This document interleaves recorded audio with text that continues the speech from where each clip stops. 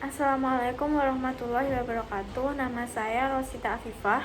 Saya dari Prodi Teknologi Pangan dan Hasil Pertanian Fakultas Teknologi Pertanian Angkatan 2020. Nah, untuk individual project based kali ini, saya akan mempresentasikan effect of lipid oxidation on the formation of N-carboxymethylisine and N-carboxyadenosine in Chinese style sausage during storage. Penelitian ini bertujuan untuk mengetahui pengaruh oksidasi lipid terhadap formasi N-carboxymethylisine atau yang biasa disingkat CML dan N-carboxyadenosine pada 3 jenis sosis ala Cina selama penyimpanan, yaitu penyimpanan suhu sedang sampai tinggi, penyimpanan sosis kering secara alami, dan penyimpanan sosis kering karena pengasapan. N-carboxymethylisine yang biasa disingkat CML dan N-carboxyadenosine atau CEL termasuk dalam senyawa AGES, yaitu Advanced Glycation End Product, yang stabil terdapat dalam makanan. CML dan CEL dihasilkan melalui jalur yang berbeda, seperti melalui reaksi Maillard dan jalur oksidasi lipid. Advanced Glycation End Product atau AGES merupakan produk akhir glikasi lanjutan yang dihasilkan melalui reaksi non-enzimatik antara gula reduksi dan senyawa asam amino. Nah, akumulasi AGES dalam tubuh menyebabkan berbagai penyakit kronis seperti aterosklerosis, Alzheimer, diabetes. Nah, AGES bisa terdapat dalam makanan harian seperti daging. Nah, daging adalah sumber yang kaya akan CML dan CL karena memiliki kandungan protein dan lemak yang tinggi. Nah, pada jalur oksidasi lipid, reaksi antara residu lisin dan dikarbonil yang terbentuk dalam oksidasi lipid akan mengarah pada pembentukan CML dan CEL. Nah, CML terbentuk melalui oksidasi N-fructolisin dan reaksi glyoksal dengan lisin atau residu arginin. Sedangkan CEL diproduksi oleh reaksi metil-glyoksal dengan residu lisin dalam reaksi Maillard. Pada proses penyimpanan dan pemrosesan produk daging, oksidasi lipid dan protein pasti akan terjadi. Hal ini dapat menyebabkan adanya pembentukan CML dan CEL. Ditemukan bahwa tingkat CML dalam hidangan daging bervariasi. Nah, hal ini tergantung pada jenis daging, suhu, sampel, dan kondisi saat memasak. Nah, untuk bahan dan metode dari penelitian ini, yang pertama adalah bahannya. Pada bahan digunakan CML, CEL, zodium borohidrat, asam linoleat, asam fluoropentanoat, asetonitril, metanol, daging babi mentah, dan bumbu masakan. Nah, untuk metode pembuatan sosis, yaitu yang pertama, lemak babi dipotong secara manual menjadi kotak. Campuran daging terdiri atas 70% daging babi tanpa lemak dan 30% daging babi dengan lemak menurut beratnya. Daging babi tanpa lemak dan dengan lemak dicampur secara menyeluruh menggunakan mixer. Kemudian ditambahkan NaCl sebanyak 25 gram per kilogram dan natrium nitrit sebanyak 0,15 gram per kilogram. Nah, natrium nitrit ini tidak ditambahkan pada sosis dengan penyimpanan dehidrasi alami atau sosis pengeringannya alami pada suhu 4 derajat Celcius selama 2 jam sebelum dimasukkan ke dalam selubung kolagen. Sosis dihubungkan menjadi masing-masing 15 cm dengan 3 metode pengiringan tadi. Sosis didinginkan, lalu dikeringkan, dikemas dalam vakum, dan disimpan pada suhu 25 derajat Celcius selama 180 hari. Nah, ini merupakan bagan pembuatan sosis. Selanjutnya yaitu metode untuk menganalisis kelembapan. Sampel sosis digiling, dikeringkan dengan cara dibekukan, lalu dihancurkan menjadi bubuk dan disimpan pada suhu minus 80 derajat Celcius. Dengan kadar airnya itu diperkirakan sesuai dengan metode AOAC.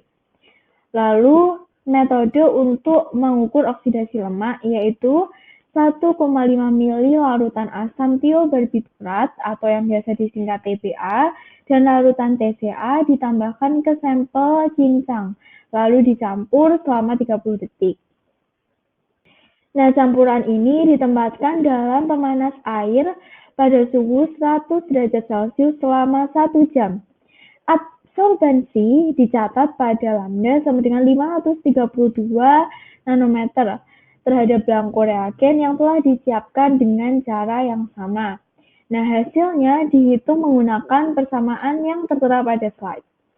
Nah, pada persamaan tersebut A532 mewakili absorbensi larutan uji dengan lambda sama dengan 532 nanometer.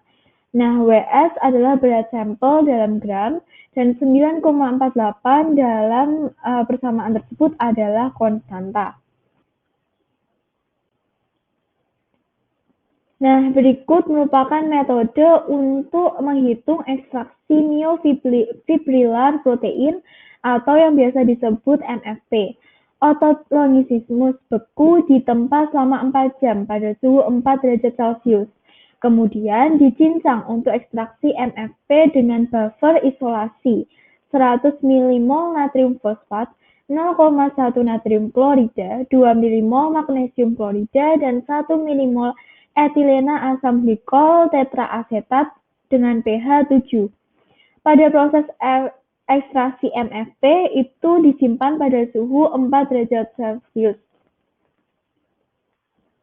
Dalam prosedur pencucian terakhir, pH larutan suspensi MFP diatur menjadi 6,25 sebelum sentrifugasi. Nah, konsentrasi MFP dievaluasi menggunakan biuret.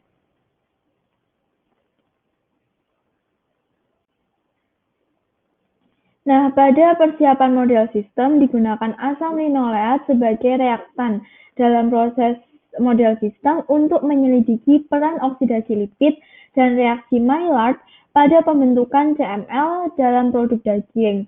Nah, berikut terdapat 5 model sistem dengan alatnya, dengan bahannya yaitu ada MFP, glukosa linoleat acid atau asam linoleat, dan sodium nitrit. Dengan ini ada 5 serial number dengan jumlah yang tertera pada tabel tersebut, pada tabel yang terdapat pada slide ini. Nah, untuk persiapan sampel, yang pertama, sampel sosis diliofilisasi dan diberi bubuk sekitar 100 mg sampel sosis lalu diekstraksi 3 kali menggunakan 5 ml N-heksana untuk menghilangkan lemak. Setelah itu, sampel dikeringkan dan direduksi pada suhu 4 derajat Celcius selama 8 jam menggunakan 1 ml NaBH4 dan 1,5 ml borat dengan penyangganya 0,2 mol dengan pH 9,2.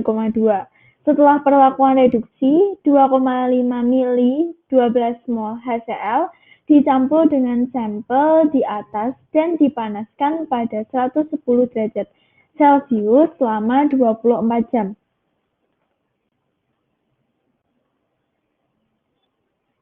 Nah, berikutnya merupakan metode untuk mengukur gugus amina bebas. Larutan reaksi dilarutkan dalam natrium 0,21 mol penyangga fosfat sebanyak 2 mili dengan pH 8,2, lalu dicampur dengan 2,4,6 nitrobenzena asam sulfonat, lalu campuran diinkubasi dalam pemanas air 50 derajat Celcius selama 0,5 jam dalam ruangan yang gelap. Selanjutnya, 0,1 mol Na2SO3 sebanyak 2 mili adalah ditambahkan untuk menghentikan reaksi. Absorbensi pada 420 nanometer dicatat, dan hasilnya lalu diperkirakan menggunakan kurva standar yang dihasilkan dengan L-leucine. Nah, setelah membahas metode dan alat atau bahan penelitian ini, berikutnya merupakan hasil dan diskusi atau pembahasan dari penelitian ini, yaitu yang pertama membahas kandungan CML dan CEL di sosis gaya Cina. Nah, kandungan CML dan CEL di sosis gelatina. Yang pertama, kadar CML pada ketiga sosis penyimpanan gelatina yaitu ditemukan bahwa sosis dengan pengeringan suhu sedang sampai tinggi memiliki kadar CML terbesar atau terbanyak dibandingkan ketiga sosis penyimpanan gelatina lainnya, disusul dengan sosis dengan dehidrasi alami atau kering secara alami dan sosis kering dengan pengasapan memiliki kadar CML yang paling rendah di antara ketiganya. Nah, untuk kadar CL sendiri, sosis kering suhu sedang sampai tinggi memiliki kadar CL yang paling banyak. Seperti dengan kadar CML tadi, sosis kering suhu sedang paling tinggi juga meningkati peringkat pertama untuk kadar CL dan CML yang paling banyak. Setelah itu disusul dengan sosis kering alami, dan yang memiliki kadar CL paling rendah adalah sosis kering karena pengasapan.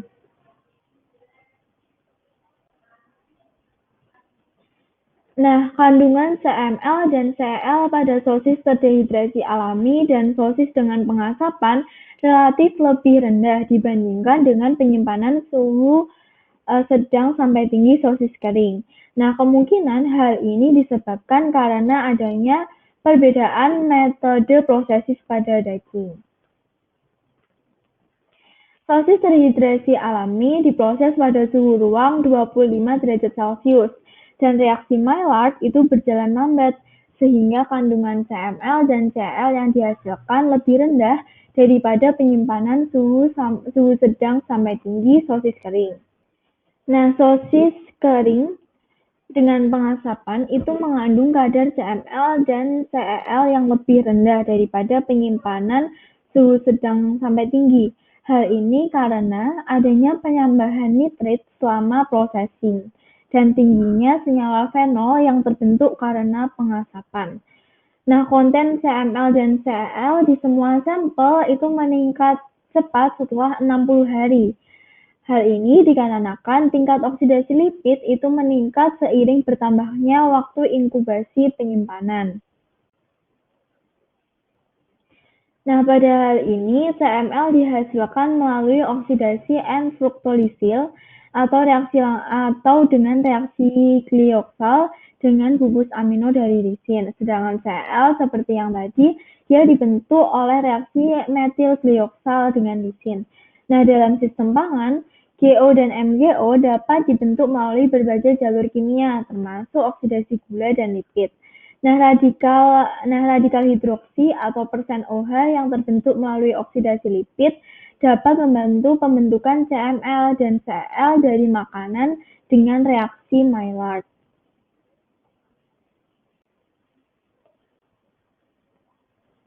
Nah, untuk pembahasan oksidasi lipid, yaitu setelah penyimpanan selama 90 hari, ditemukan bahwa nilai TBARS atau asam tiobarbiturat itu tertinggi pada sosis dehidrasi alami.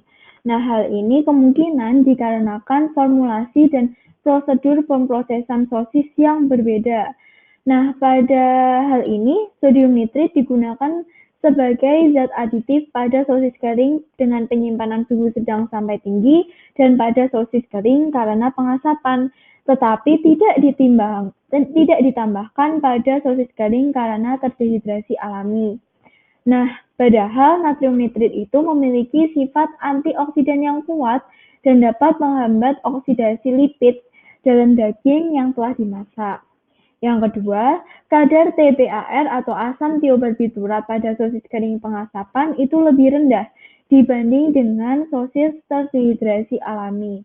Nah, rendahnya kadar TBAR pada sosis kering pengasapan ini karena terdapat pembentukan senyawa fenolik pada sosis kering dengan pengasapan.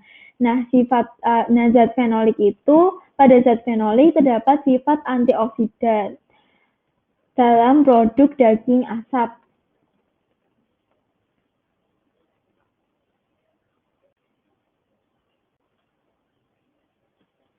Untuk menyelidiki adanya hubungan antara oksidasi lipid dengan pembentukan CML dan CEL, dibuatlah analisis korelasi yang dilakukan pada sosis kering, penyimpanan suhu sedang sampai tinggi, dan sosis kering karena pengasapan dengan grafik eksponensial sebagai berikut.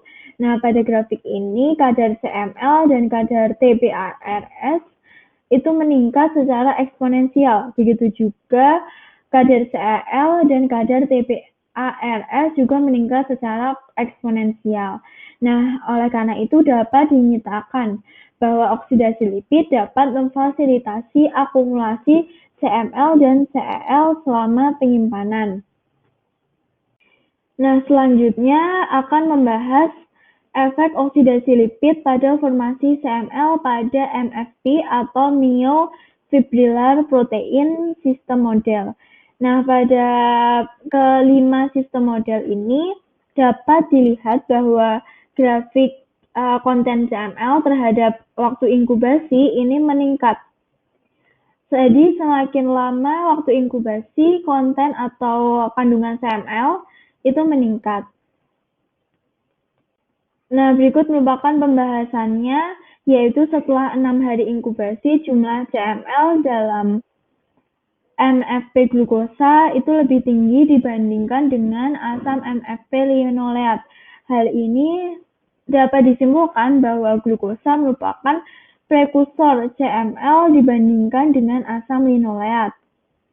Lalu didapatkan juga dari penelitian bahwa pembentukan CML pada MFP glukosa asam linoleat itu lebih tinggi dibandingkan dengan sistem model yang lain pada penyimpanan hari ketiga.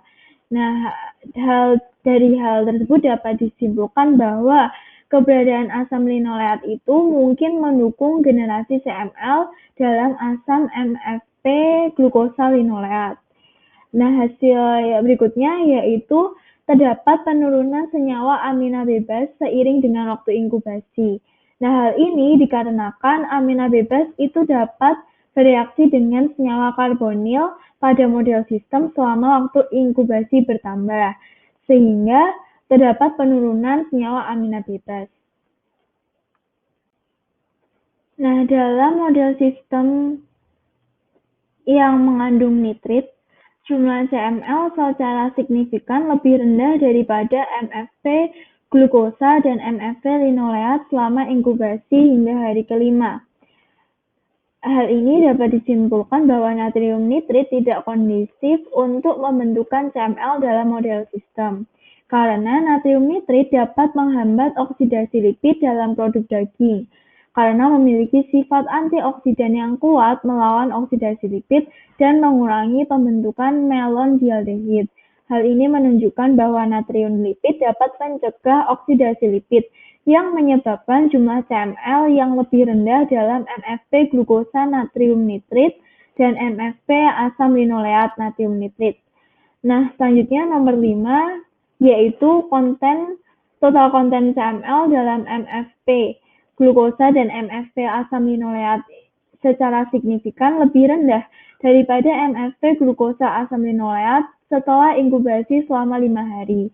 Hal ini disebabkan jumlah gugus amina bebas itu meningkat jelas dari 50,9 nanomol pada 0 hari inkubasi hingga 56,3 nanomol pada 2 hari inkubasi dalam MFP asam linoleat. Nah, hal ini dapat terjadi karena terdapat penguraian struktural MFP yang diinduksi oleh asam linoleat teroksidasi sehingga terjadi peningkatan senyawa amina bebas. Nah, berikutnya merupakan pembahasan tentang perubahan pada senyawa amino bebas dan PDI. PDI adalah Polydispersity Index.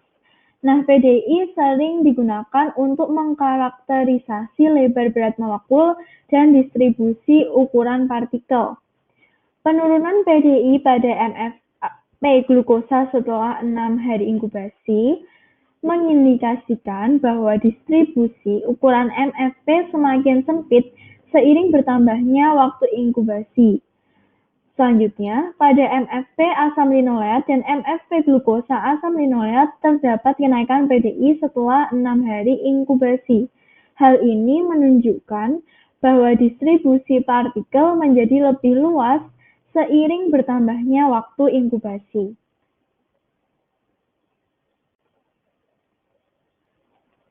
Nah, asam linoleat teroksidasi dapat menginduksi pembukaan MFP atau disosiasi segmen peptida sehingga terjadi paparan gugus amino bebas selama inkubasi. Hal ini dikarenakan terdapat perubahan struktur dan disosiasi segmen peptida atau protein dalam model sistem. Karena persen OH yang terbentuk pada asam linoleat itu teroksidasi dan menyebabkan terjadinya penguraian struktural. Nah, oksidasi ini dapat menyebabkan pembukaan MFP yang menyebabkan adanya paparan residu dari asam amino seperti lisin dan arginin. Nah, lisin atau arginin residu tadi dan senyawa karbonil reaktif itu dapat menyebabkan peningkatan kandungan CML dan penurunan gugus amina bebas.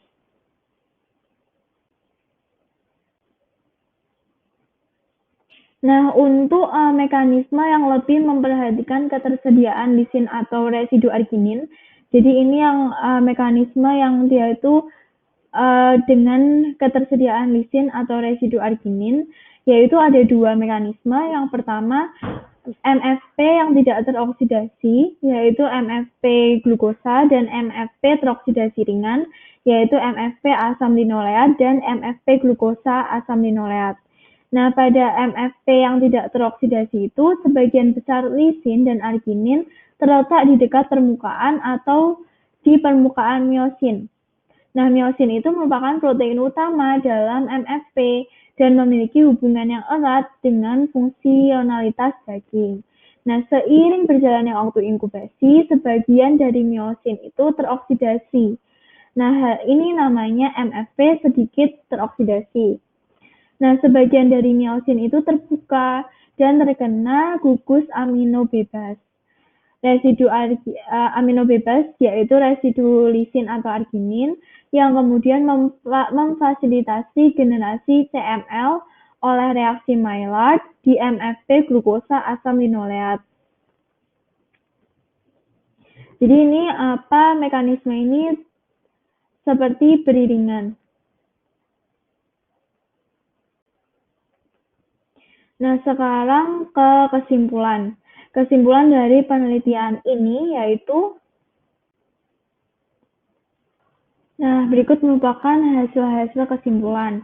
Yang pertama yaitu metode processing dan reducing agent, yaitu zodium nitrat, itu berpengaruh pada akumulasi CML dan Cl. Lalu peningkatan kadar CML dan Cl sangat bergantung pada oksidasi lipid selama penyimpanan. Nah, ini tadi karena hasil penelitian itu menunjukkan kadar CML dan Cl itu meningkat seiring dengan bertambahnya waktu penyimpanan. Lalu oksidasi lipid dan reaksi Maillard itu memiliki efek yang sinergis pada pembentukan CML. Yang keempat, oksidasi lipid berperan penting dalam pembentukan CML selama penyimpanan sosis gaya Cina.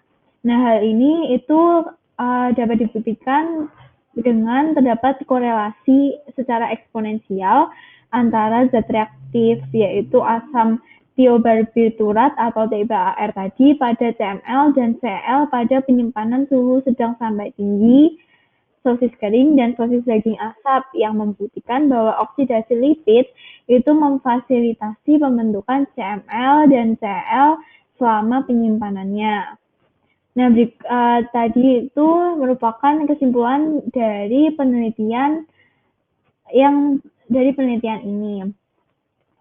Lalu berikutnya yaitu ini merupakan daftar pustaka yang saya pakai.